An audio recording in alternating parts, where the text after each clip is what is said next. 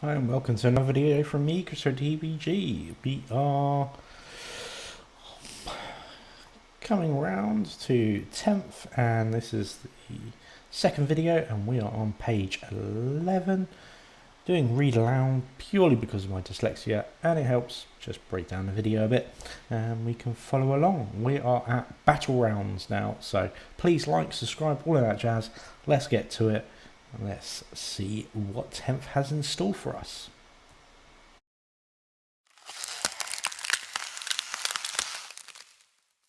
So, battle rounds. It's a pretty fundamental thing in the game. And it's quite nicely laid out. Command phase, movement phase, shooting phase, charge phase, fight phase, rinse and repeat. But let's put the read aloud on. Let's see what it says. Let's laugh and see where the errors are in my read aloud software. But let's be honest, the only reason why I'm doing the read aloud is because of my dyslexia, and hopefully if you have any other type of learning difficulties or disabilities, maybe audio format might be better for you. So do let us know if this is the type of way you prefer. I'll break it down and pause at certain points I feel that it's interesting just to mention, but otherwise we're just going through the rulebook and we'll see how it goes.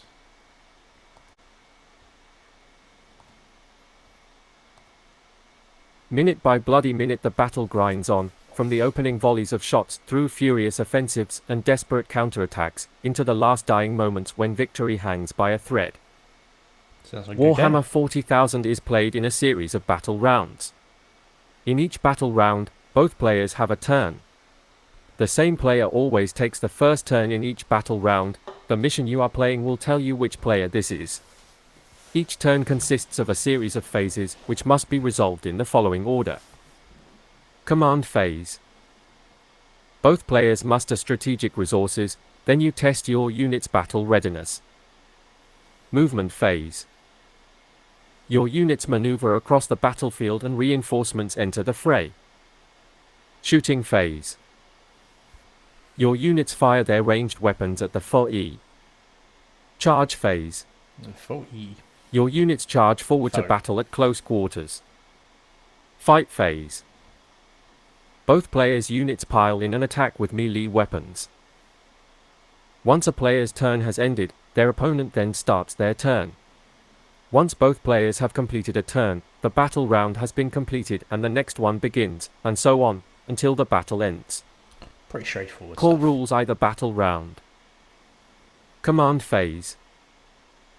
Commanders gauge the flow of the battle, consolidating their objectives before making alterations to their battle plans and devising new tactics and strategies with which to defeat the foe. Your command phase is split into two steps. In the first, both players gain one command point, CP, and you resolve any other command phase rules. In the second, you test to see if any of your units are battle shocked. Okay, so that's interesting. So the command phase, which is the start, obviously split into two steps. Both players gain one CP, so it's sort of like an add-on to ninth, which they did.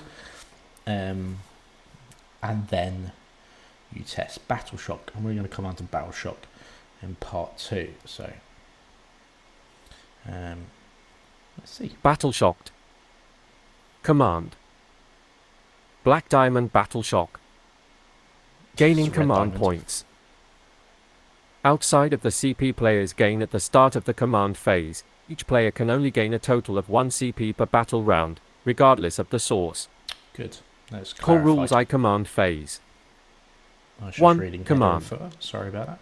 At the start of your command phase, before doing anything else, both players gain LCP. Command points are a 1 strategic CP. resource that you can spend during the battle to use stratagems. You can find out more about stratagems on pages 41 to 42. We'll get there. Then, if you have any other rules that need to be resolved in the command phase, you do so now before progressing to the battle shock step. Both players gain LCP. 1 CP. Resolve any other rules that occur in the command phase. So it's pretty straightforward. Start a turn, both players gain a command point, or LCP if you want to read it from my Spreader Rail software. Don't know why. It's clearly 1. And then you move any compulsory things. So this could be related to NIDs,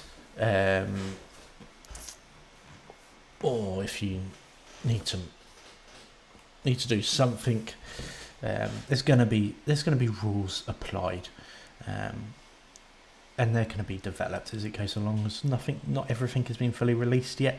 We're getting snippets of armies, so any other rules that need to be occur in the command phase, it's going to be very clearly set. This happens in the command phase. Done. But next, battle shop, and this is a big thing that we keep hearing and we're reading about on Warhammer community, but actually what does the rules say around it, and we'll try and understand it. 2. Battle Shock. In this step, you must take a battle shock test for each of your units on the battlefield that is below half strength, page 12. To do so, roll 2d6. If the result is greater than or equal to the best leadership characteristic in that unit, the test is passed. Otherwise, the test is failed and, until the start of your next command phase, that unit is battle shocked. While a unit is battle shocked, the objective control characteristic of all of its models is 0. If it falls back, you must take a desperate escape test for every model in that unit, page 14. Its controlling player cannot use stratagems to affect that unit. Once you have taken battle shock tests for all of your units that require them, your command phase ends and you progress to your movement phase. Take a battle shock test for each unit from your army on the battlefield that is below half strength. Roll 2d6. If the result is greater than or equal to the unit's leadership, the test is passed. Otherwise, the unit is battle shocked until the start of your next command phase. Battle shocked units have an OC of 0 and their controlling player cannot use stratagems to affect them. Battle shocked units must take desperate escape tests if they fall back. Starting strength. Okay, so in theory that implies whenever you're half strength. We're going to read the starting strength. Because in theory, 9th, 8th, 7th will all have you lost 25% of your casualties, you take leadership check, and then you'd fall back and do things. And then after that, you wouldn't take another leadership test until it applied again. This could be different entirely, which would be interesting if it is. And it is 2d6 against their leadership. But there's some things out there which have got quite high leadership, and it'll be interesting to know what you think about that. It is definitely a lot different rolling those 2d6 at the start of your turn, in a sense. If you take, was it Grey Knights? Yeah, Grey Knights got released the other day. They have a leadership of 6+. Be rolling 2 dice, so actually 7 is very easily achieved. I don't know.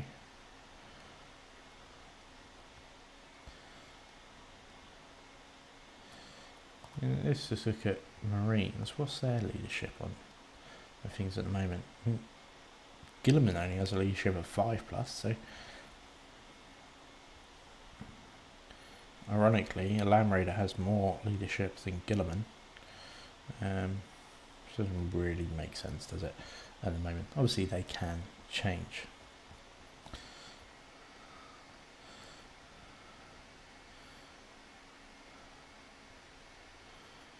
Roll 2d6. If the result is greater than or equal to the leadership test, it is passed.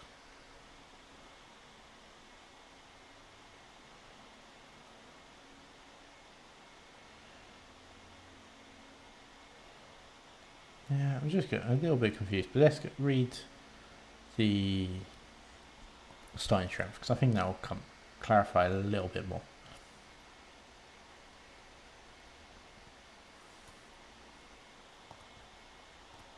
Strength. The number of models a unit contains when it is added to your army is known as its starting strength.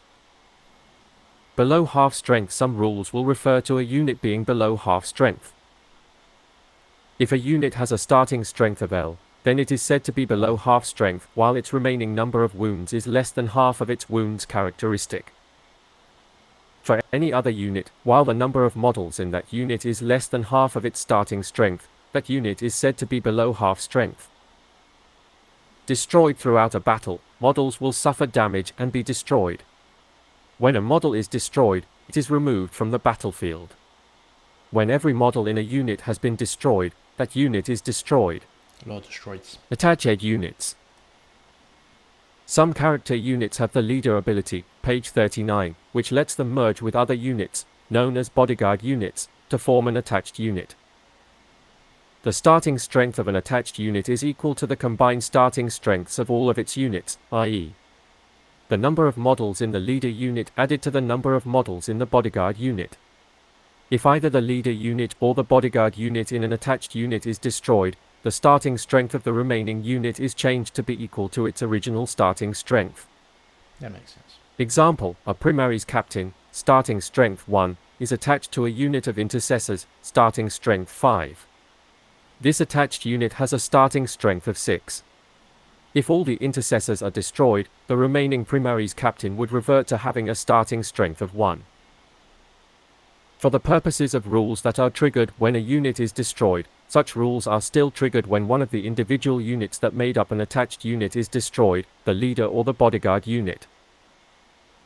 Example, if a rule awards you with 1 VP each time an enemy unit is destroyed, and you target an attached unit, you would gain 1 VP if the bodyguard unit is destroyed and 1 VP if the leader unit is destroyed, for a total of 2 VP. Makes sense. So you can attach things and they get higher strength, but for victory points, turns, and for rules wise, they're 2 individual units if they've got the leader ability. But let's go back to the half strength. So it doesn't say you suddenly are immune to that every turn. So if you've lost, you've got 10 intercessors and you've lost 5, you are taking a battle shock every turn because you are below. That is below half strength. So you're not at half strength, below half strength. So you lose 6 guys then of the squad of 10. And then you are below half strength. Fair enough. So you roll a test. And you seem to roll 2d6 if the result is greater than or equal to the unit's leadership, it's pest. Otherwise the unit is battle shot. Which makes sense. Until the next command phase, and then you do it again. So you can be consistently battle shot. So that squad, you could have those 10 grots, for example, holding an objective, take them down to 4, low leadership. They're going to be taking battle shot tests every turn. So therefore, they might not be able to hold that objective. So there is a way around that. So that is a good way. I mean, just looking at something like Jakari, because they've been released today. What's their leadership? I mean, their leadership's pretty good as well, to be fair. Cowboy Warriors, that's what they're showing us in a moment, is leadership 6. So everything tends to be leadership 6. So you roll 2d6, if it's greater, then you passed. I think that meets. Always feels that's lower leadership in theory is better. That doesn't make sense, does it? Actually, lower leadership is better, isn't it? So Pathfinder squads, their leadership is 7+. So it is a little bit different than other versions of 40k. So you're trying to roll low leadership in a sense. If you're rolling greater high leadership, you're failing. So it is as it is now. It's just a little bit, just confused it a little bit, haven't they? Mainly because we haven't got all the units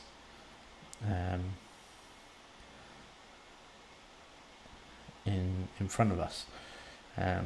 Just looking at orcs, for example, some of their squads are leadership 7, so you roll 2d6, roll higher than a 7, then they fail and they're going to be battle shocked. That's pretty simple. But the difference is you're rolling every turn.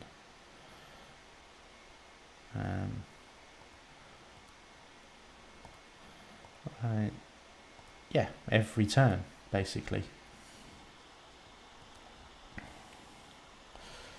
Now, did it say anything about wounds? Because does that mean that vehicles can be battle shocked unless they have immunity to some degree? It said that a unit below half its strength while its remaining number of wounds is less than half of its wound characteristics.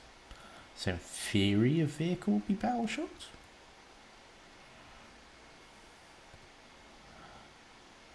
Doesn't say it can't be unless there's something in specifically against vehicles. I mean, don't get me wrong, like Land Raider, what is it, like 16 wounds? So you've got to get down to 7 wounds. And then they could be battle shocked.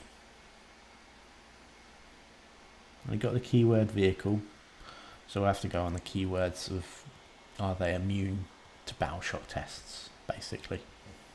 That's what we're looking at when we go through that. But in a sense, how it's worded, that seems to happen every turn. And that makes sense if you got a lot of units getting shot all over the place. These weaker willed units are going to suffer, and their willingness to fight or stay in the fight is going to be affected, hence battle shock. I get it. See how it plays out. What do you think? Let me know. 2VP. Core rules I command phase. Movement header. phase.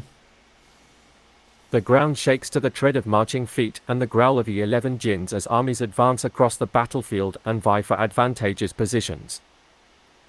Your movement phase is split into 2 steps. First, you can move your units, then you can set up reinforcements. Standard. Black diamond move units. So red diamond. Reinforcements. CORULESJMOVMENTPHASE. 1. Not Move know what that units. Some Start hitter. your movement phase by selecting one unit from your army that is on the battlefield to move.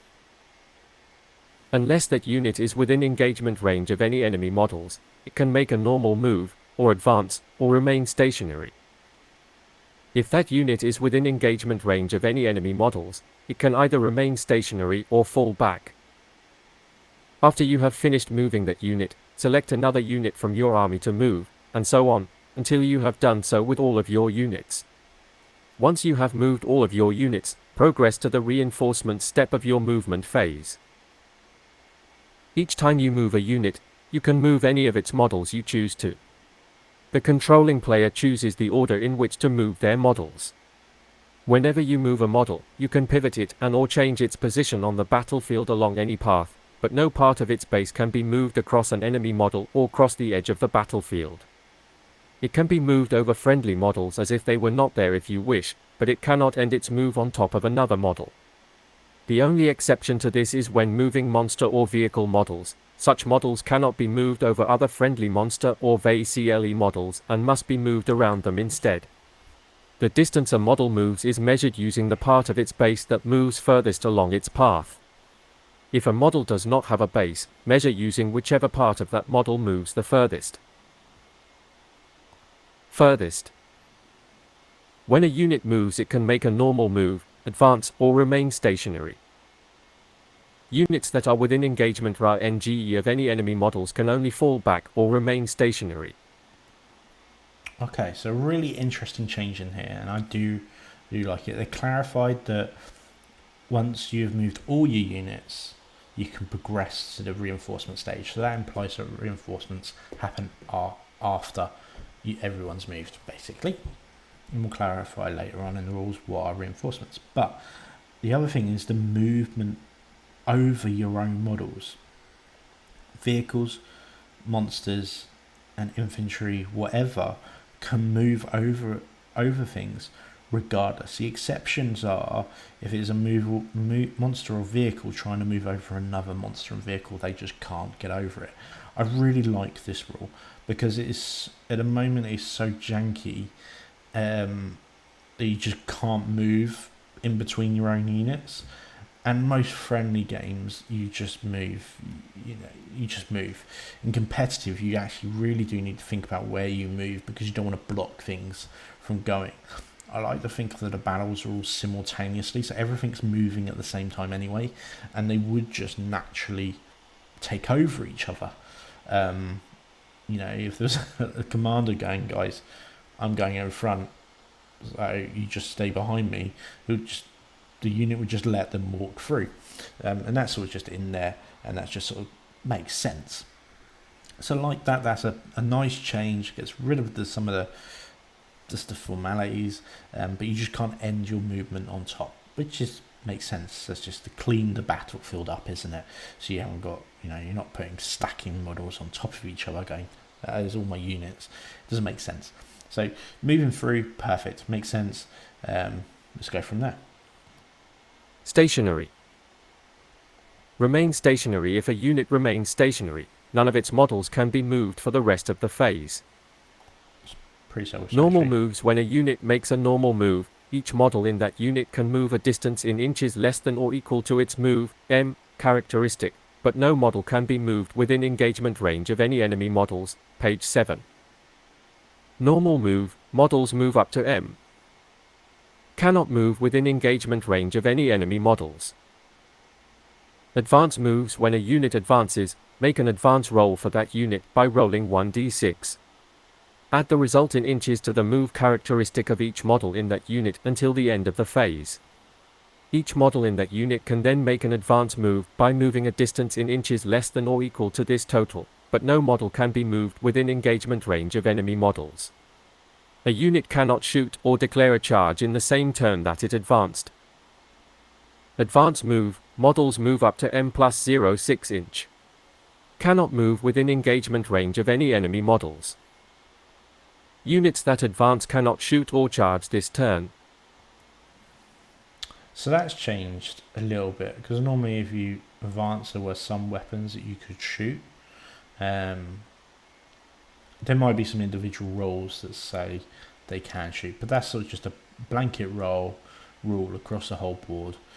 The fact they've got advance in there, perfect. Can't charge afterwards, there's nothing changed on that either. It's pretty standard. There's nothing real different about that at the moment. Fallback, now this is something different. We'll see what it says. Turn. Fallback moves. When a unit falls back, each model in that unit can make a fallback move by moving a distance in inches less than or equal to its move characteristic, and when doing so you can move it within engagement range of enemy models, provided it does not end that move within engagement range of any enemy models. If this is not possible, that unit cannot fall back. A unit cannot shoot times or declare a charge in the same turn that it fell back.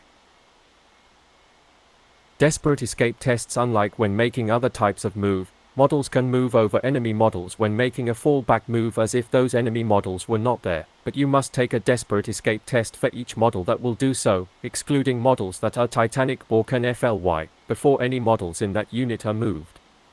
In addition, if a unit is battle-shocked when it is selected to fall back, you must take a desperate escape test for every model in that unit before any are moved.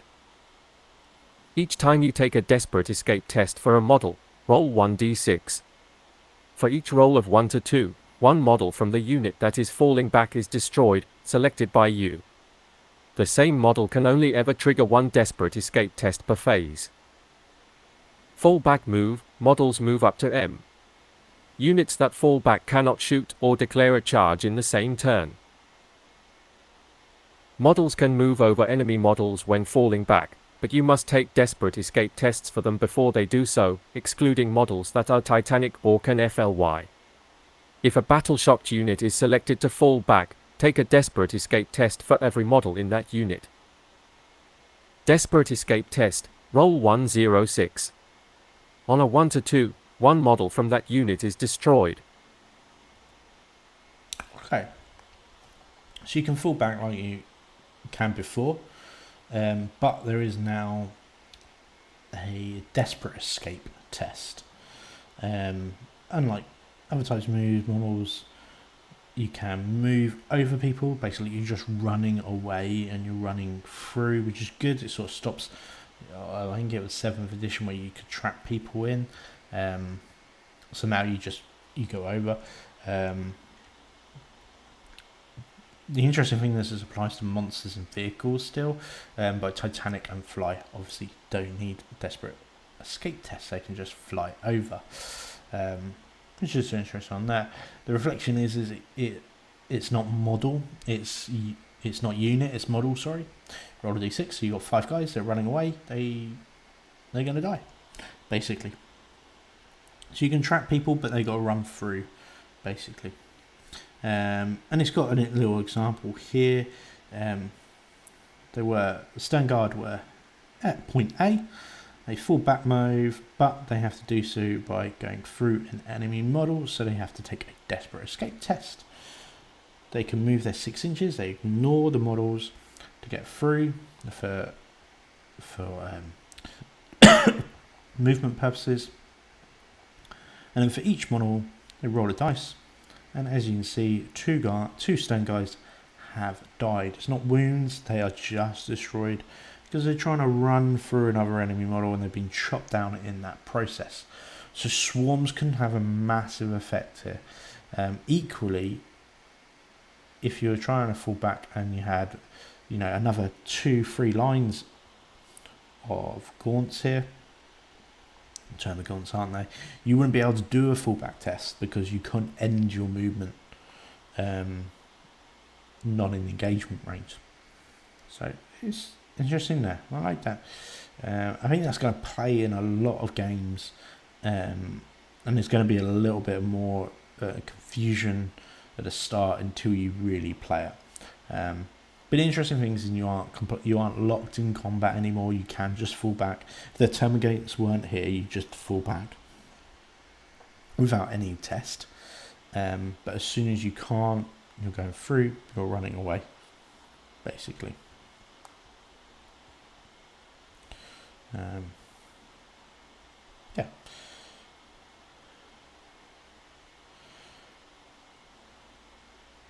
Makes sense, yeah.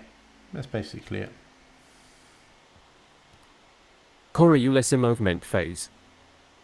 Moving over terrain.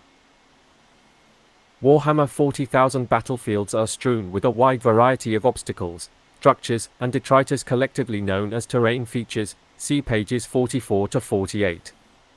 When a model makes any kind of move, it can be moved over a terrain feature but not through it, so models can't move through a wall, for example, but can climb up or over it. A model can be moved over terrain features that are 2 inches or less in height as if they were not there.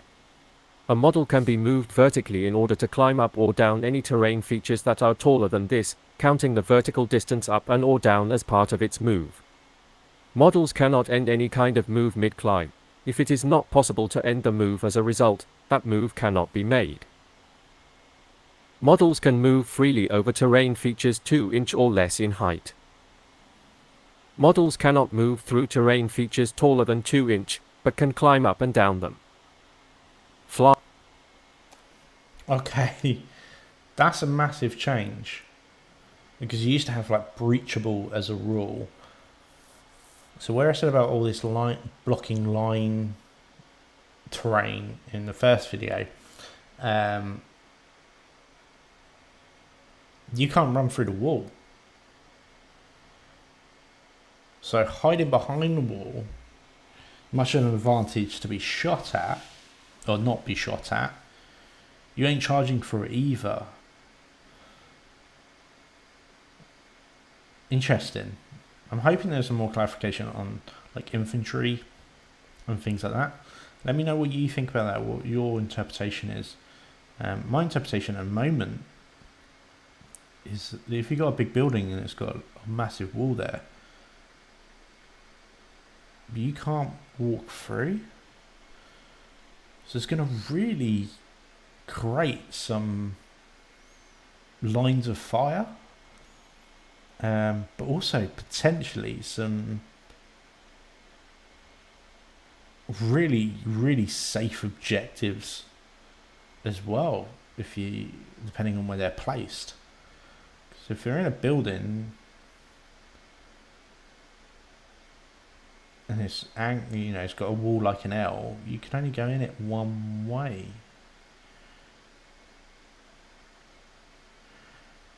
So models can't move through a wall, for example, but they can climb over it, depending on where the angle of the wall is. I don't know. Yeah, interesting that. Let me know. Flying. If a model can FLY, then when it makes a normal, advance or fall back move, it can be moved over enemy models as if they were not there, and can be moved within engagement range of enemy models when making such a move. Note this also means that monster and vehicle models that can FLY can be moved over other monster and vehicle models when making such a move. However, models that can FLY cannot end their move on top of any other models or within engagement range of any enemy models. When a model that can FLY starts or ends a move on a terrain feature, instead of measuring the path it has moved across the battlefield, you instead measure its path through the air, as shown in the diagram below. In this example, the Tyrannid Prime makes a normal move of 12-inch to end on top of the ruin because it can FLY. 1 ton can move directly over the enemy Terminators as 1F they were not there, and 1 ton one's the diagonal distance through the air that one's measured. COIRUL. Okay. So, in a nutshell, flying units can fly. That's pretty much it. They're not blocked by anything, friendly otherwise, and they can fly straight over things. That's all.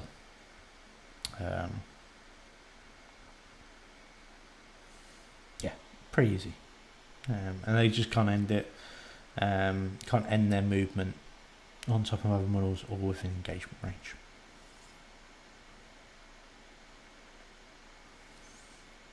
Which is interesting because the first thing says they can. So, where is it? Here, isn't it? If a flying unit, if a model can fly, then when it makes a normal or advanced rule fallback move, it can be moved over enemies as if they were not there. Can be moved within engagement range of enemy models making such a move.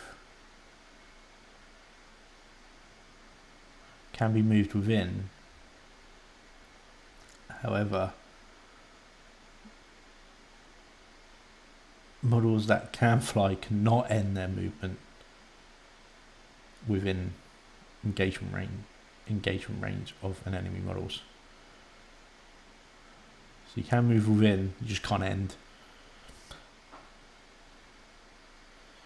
So maybe you can advance out of it, maybe.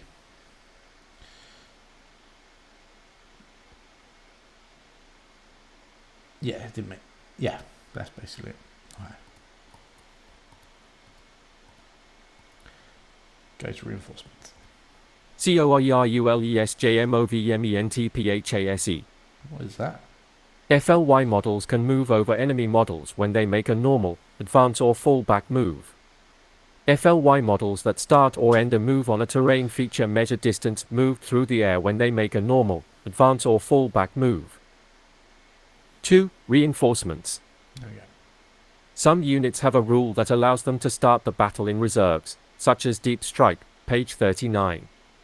Such units will arrive later in the battle and are known as reserves units. Any reserves units that have not been set up on the battlefield when the battle ends count as having been destroyed. In the reinforcement step of your movement phase, if you have any reserves units in your army, you can select one or more of them and set them up on the battlefield, one at a time. Once all your reserves units that you wish to set up this turn have been set up, your movement phase ends and you progress to your shooting phase. Details of how to set up reserves units are described in the same rules that enabled the unit to be set up in reserves. These rules will typically specify a distance away from all enemy models. Whenever such a distance is specified, it always applies to the horizontal distance, even though normally you measure to and from the closest part of a model's base. Reserves units always count as having made a normal move in the turn they are set up on the battlefield, and so cannot move further during this phase. Otherwise, units set up in this way can act normally this turn, shoot, declare a charge, fight, etc. Reserves unit, a unit that starts the battle in a location other than the battlefield. Always count as having made a normal move in the turn they are set up on the battlefield. Any specified distance from enemy models applies to horizontal distance. Any reserves unit not set up on the battlefield by the end of the battle counts as destroyed. Coriolis movement phase. Okay, so this implies that everything you can get alpha strikes in a sense. As it says, reinforcements happen at the end of your movement phase and you can select. So potentially that means turn 1 they're coming on.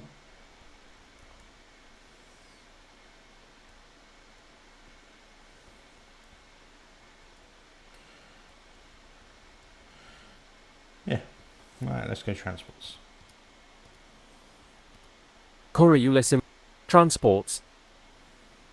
Some units can carry others across the battlefield, providing their passengers with greater speed and protection as they are ferried to the front lines or towards vital objectives. Some models have the transport keyword. The following rules describe how units can embark within and disembark from such models, and how they are used to move these passengers across the battlefield. Transport capacity. All transport models have a transport capacity listed on their datasheet. This determines the type and maximum number of friendly models that can embark within them. Units can start the battle embarked within a transport model instead of being set up separately. Declare which units are embarked within a transport model before you set it up. Firing deck. Some transports have firing hatches, ports or platforms from which embarked passengers can shoot. Some transport models have a firing deck X listed in their abilities. Each time such a model is selected to shoot in the shooting phase, you can select up to X models embarked within it.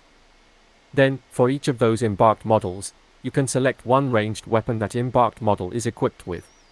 Okay. Until that transport model has resolved all of its attacks, it counts as being equipped with all of the weapons you selected in this way, in addition to its other weapons. Firing deck X. Each time this transport shoots, select one weapon from up to X models embarked within it. This transport counts as being equipped with those weapons as well. Embark. If a unit makes a normal, advance or fall back move, and every model in that unit ends that move within 3 inches of a friendly transport model, they can embark within it. A unit cannot embark if it has already disembarked from a transport model in the same phase. Remove the unit from the battlefield and place it to one side. It is now embarked within that transport model. Unless otherwise stated, units cannot do anything or be affected in any way while they are embarked. CORULE. A unit can embark within a friendly transport if all of its models end a normal, advance or fall back move within 3 inches of that transport. A unit cannot embark and disembark in the same phase. Disembark. Okay, so the interesting part about this is not just like one guy that's just can move within the 3 inches. The whole unit has to be. A unit can embark on a friendly transport if it is made blah blah blah.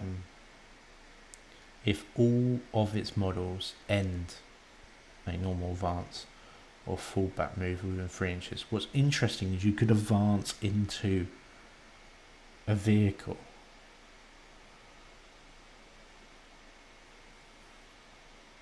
I can see some problems with that. So you had a model, really fast transport. Let's say, let's just say a Land Raider, for example. Land Raider piles up. I'll have to lead the disembark one.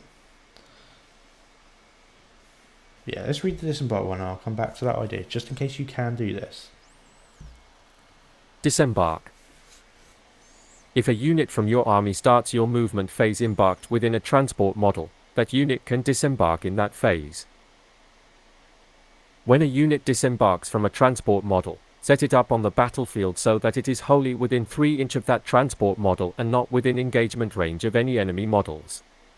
If, for any reason, a disembarking model cannot be set up, that model's unit cannot disembark. Units that disembark from a transport model that either remains stationary this phase or has not yet made a normal, advance or fall back move this phase can then act normally, make a normal move, advance, shoot, declare a charge, fight, etc., in the remainder of the turn. Such a disembarking unit cannot choose to remain stationary. Units that disembark from a transport model that made a normal move this phase count as having made a normal move themselves, they cannot move further during this phase. Such a unit also cannot declare a charge in the same turn, but can otherwise act normally in the remainder of the turn. Units cannot disembark from a transport model that either advanced or fell back this turn.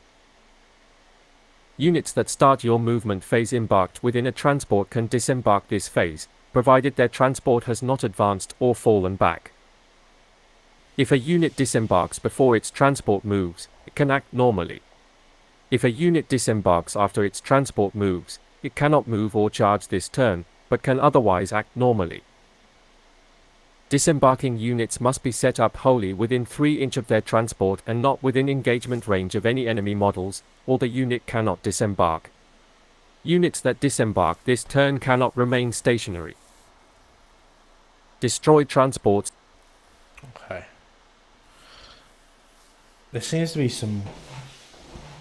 I'm getting some just things that just didn't quite make sense there. I think it's just too wordy and almost going over the same point.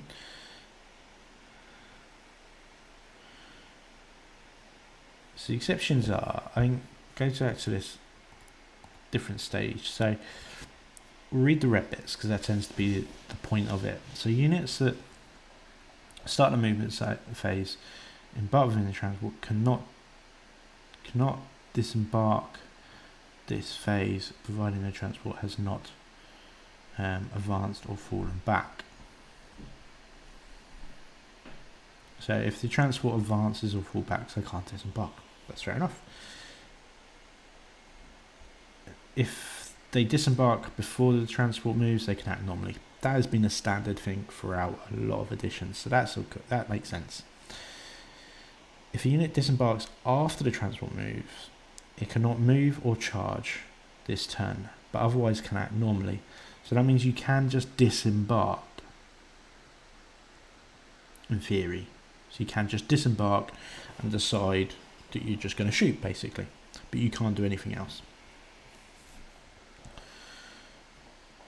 Means you could move a rhino far up, disembark 3 inches, gain that extra movement, and go from there. So potentially that's a lot of movement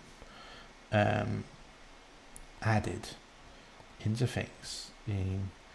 You take what, Venom, got movement 14. So you move 14, they can't move, but they can disembark another 3 inches. So you've got 17 range, 17 out, 17 total range, and then whatever weapons on there. That makes sense to you?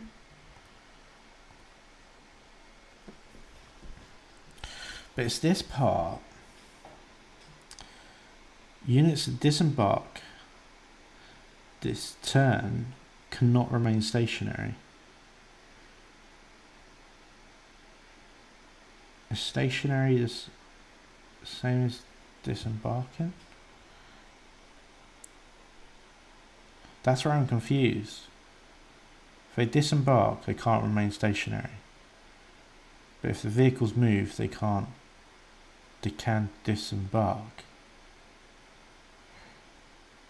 Am I just having a proper dyslexic moment?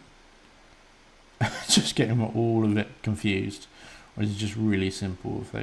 If you've moved, the unit has to be able to move basically to come out. Oh, I'm so confused by this. This is why I always hate transports for all this. There tends to be this wording all the time.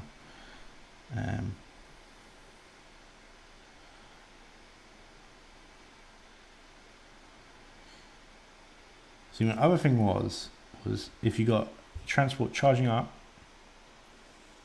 and you got another model, another, and then in theory the unit disembarks.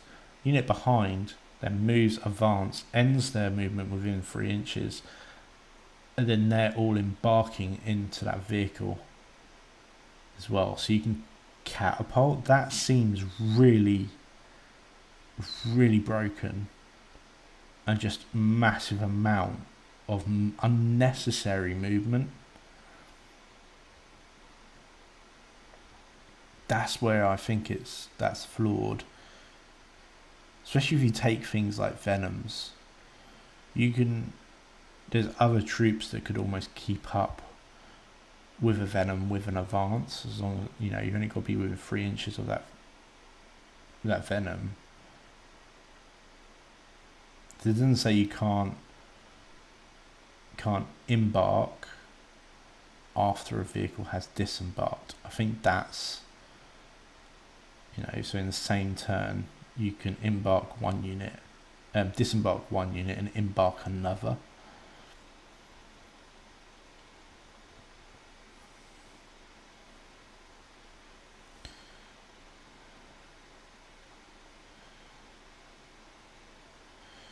I think it's this one. Units that disembark from a transport model that made a normal move this phase count as made a normal move themselves. They cannot move any further.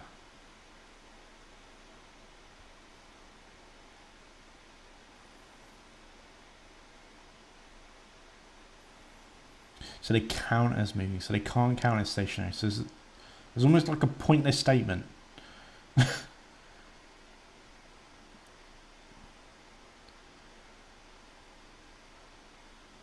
Units that disembark this turn cannot remain stationary. So if you disembark, you've got to move. But if you disembark from a moving vehicle, you already count as moving. There we go, that's it basically. Why is it so confusing sometimes? So if the vehicle hasn't disembarked, if the vehicle hasn't moved and you disembark a unit, that unit has to move basically, because they got movement left. That seems really odd. Why can't you just leave them there? Or would you just go, they move an inch, they've moved? It seems like an unnecessary line. Correct me if I'm wrong, where do you think that will come up?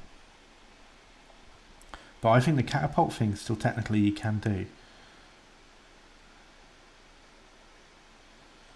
Transports. If a transport model is destroyed, any units embarked within that transport model must immediately disembark, see opposite, before that transport model is removed from the battlefield.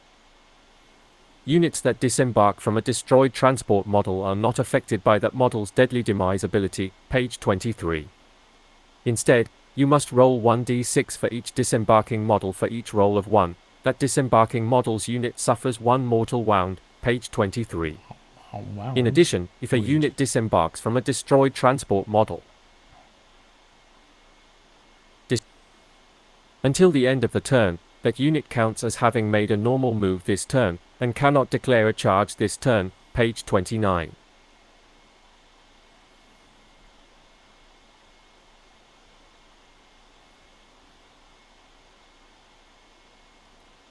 If a transport is destroyed, any embarked units must disembark. Roll 1d6 for each model that disembarks. For each one, that model's unit suffers 1 mortal wound. Until the start of its controlling player's next command phase, the disembarking unit is battle shocked. Until the end of the turn, the disembarking unit counts as having made a normal move and cannot declare a charge. Okay, interesting. So if you're in a vehicle, gets blown up, roll d6. For each roll of 1, that unit suffers a mortal wound. No longer just a model destroyed. So that's okay. That means there's actually less chance of models dying, especially for the elites. You know, any 2 wounds or terminators in this case, you know, makes sense. They always count as movement, so see they count, you know, that thing of disembarking has to move, or they count as moving, so that's okay.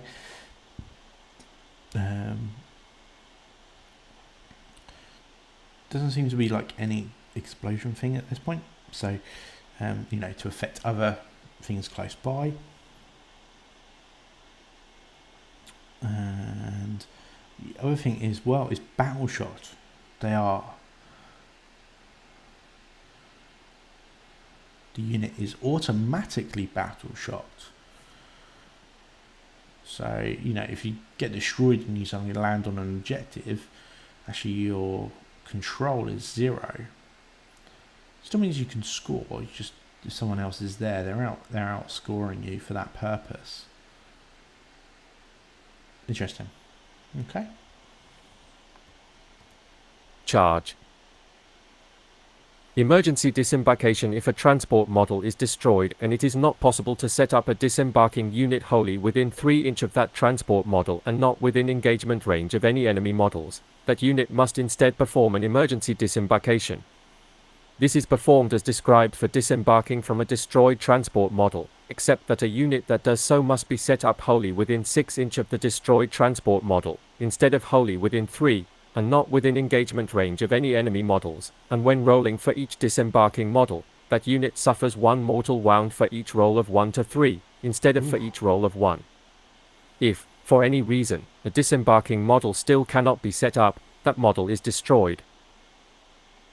Units disembarking a destroyed transport that cannot be set up wholly within 3 inches of it must perform an emergency disembarkation, must be set up wholly within 6 of it instead of wholly within 3.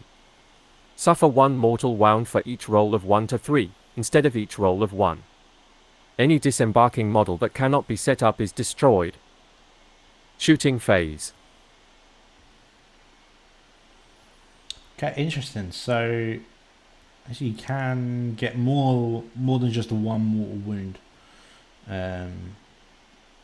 Or not more than just rolling a 1.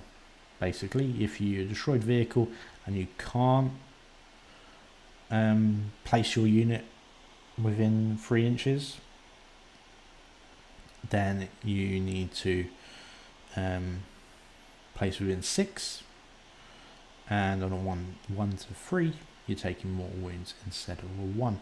And that covers things like if you surrounded an enemy vehicle and you destroy it, or enemy transport and you destroy it, that unit no longer can be placed within 3 inches of that transport because it's got units all around it, or enemy units. Therefore they've got to go 6 inches out instead, basically. Oh, so that is movement phase all covered. Interesting parts. Transport, definitely. There's a little bit of jankiness about embarking, disembarking. Liked the desperate escape rules. I think that's quite cool. Getting trapped rather than just losing units. There's a chance that you don't, which is fair enough. Advanced rules, all pretty simple. Sorry about the transport rules, I keep covering it. The embarking, disembarking just threw me off, just because there's so many words. But tell me what you think of this video. We're going to go on the shooting phase for the next video. Let me know. Please like, subscribe, all that jazz, so you don't miss the next video. Next video is going to be the shooting phase.